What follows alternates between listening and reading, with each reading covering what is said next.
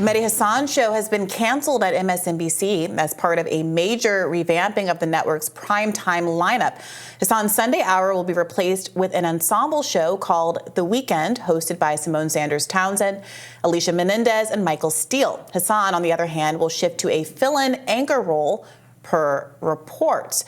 Now, the internet is going two ways about this. On one hand, Mehdi Hasan has not always been the biggest fan, I think a fair advocate or interlocutor when it comes to talking about some issues that are germane to the interests of the right. He is more far left than most of the other commentators at MSNBC. And some of us on the left have a soft spot for him for that reason. He used to be a colleague of mine at The Intercept. But it's also true that he is perceived to be ultimately a kind of vote blue no matter who establishment preserving character, even if on various issues. I think as a British person, he can be impassioned about universal health care and policies that are very normal in other parts of the world. As a brown person, he has been an advocate of a lot of issues that are germane to Arabs and Muslims around the world, including in the conflict in Gaza, but holistically has stayed away from making really sharp criticisms of the Democratic administrations that would lead to anyone to make a choice to vote for anybody other than them. So it's a mixed bag. What do you think about this? I'm kind of curious. I mean, I just see on the social media chatter, I'm not like an avid consumer of MSNBC, at least not since my days as a media reporter. Thank God. My mental health is much better for watching less cable news in general. But it seems like a lot of the consensus from Mehdi sympathizers, I guess you can say, on social media is the suggestion that he was fired or had his position changed because of his support of Palestine versus Israel in the conflict. And we were talking a little bit before the segment. You're not sure that is merited. Well, here's the issue. So Semaphore was reporting that there are three Muslim hosts, basically. And early in the Gaza conflict, it was reported that all three had been sidelined, ostensibly because of their takes on the issue. Because they might have been perceived as biased or... Well, right. I mean, of course, no Jewish hosts were sidelined for being biased. No people with articulated Zionist leanings were sidelined for being biased. But it seemed to be the case that if you are any other group, that is like historically, a lot of people of color have been concerned that there is this perception that white people are neutral and they can cover the news. But if you're a person of color, then, only some biases matter. Let's say that all biases aren't treated equally. So when that accusation was made, when it was reported that they had been sidelined because of their views, none of them corroborated it, but none of them denied it publicly, which seemed to me to give it some air of validity. And then they were all back on the air. I think one of the hosts actually was traveling at the time, so it seems like they might not have been sidelined at all.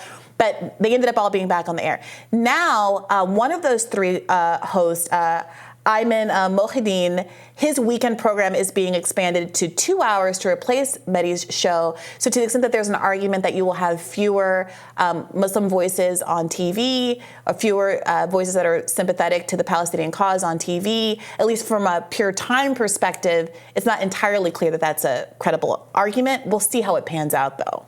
Yeah, I think to the extent that the criticisms of MSNBC are legitimate, I mean, there is a wider problem in cable news more generally of underrepresented voices in terms of ideology not being elevated. I mean, at Fox, for example, Tucker was really the only populist right voice, and we saw what happened to him.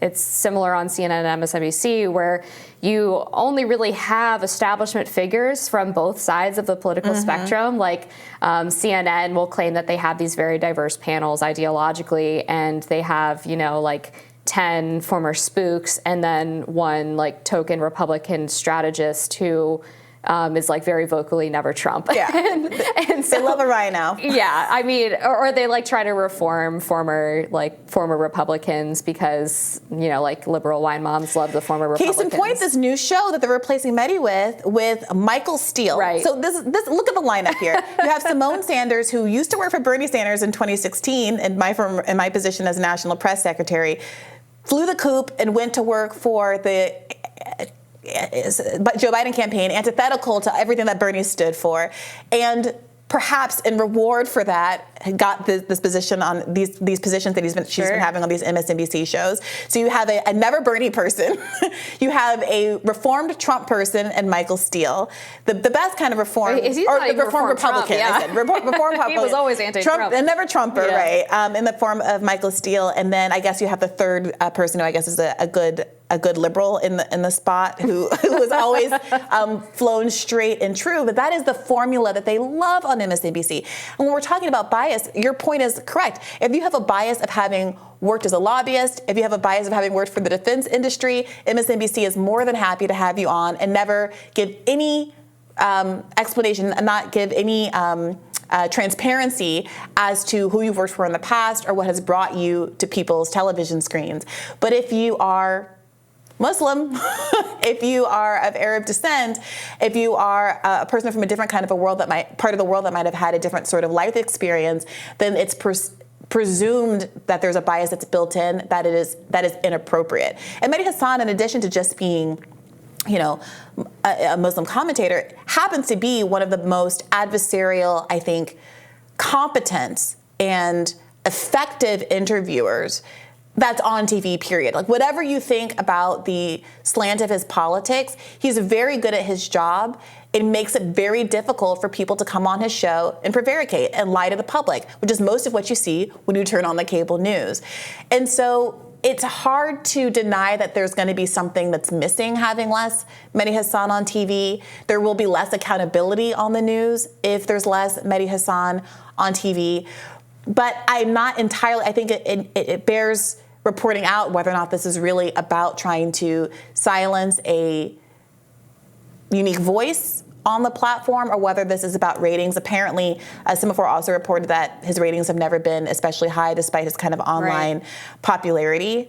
And just about business. Yeah, I mean, I understand that he has lost several shows in the past because ratings haven't been great. He tends to, I guess, go more viral on social media with some clips of his interviews, some of which I've seen. I found some of the interviews of right-wing individuals to be a little bit in bad faith, but that's probably to be expected. So, I mean, if you're on cable news and you can't draw advertisers because your ratings are low, I mean, that's a death knell for anybody. It doesn't matter what your politics are. That being said, I think just generally my kind of view on cable news is like, I'd rather, even if I vehemently disagree with someone or I find them to be in bad faith, I'd almost rather them be on the air than just your typical like establishment lib and conservative lineup that we see on these networks repeatedly. Because I mean, you can watch 3 hours of MSNBC, 3 hours of Fox News, and after a point it all starts to just repeat itself and sound exactly the same. And it's too bad because there's still a significant swath of the American population that watches these shows on a very regular basis, and it really can be an echo chamber on these platforms. Well, look, Mehdi Hasan, if you believe that you were in fact fired because of your viewpoint, because of your ideology, I hope that you will feel like there's a platform for you to explain that, talk about it. I think that you should be vindicated if you believe that's the case. I do think that if he remains silent, there's a way that he's tacitly endorsing whatever decisions MSNBC has made. Of course, the door is always open to you here to talk about what happened. Stick around. We'll have more Rising for you right after this.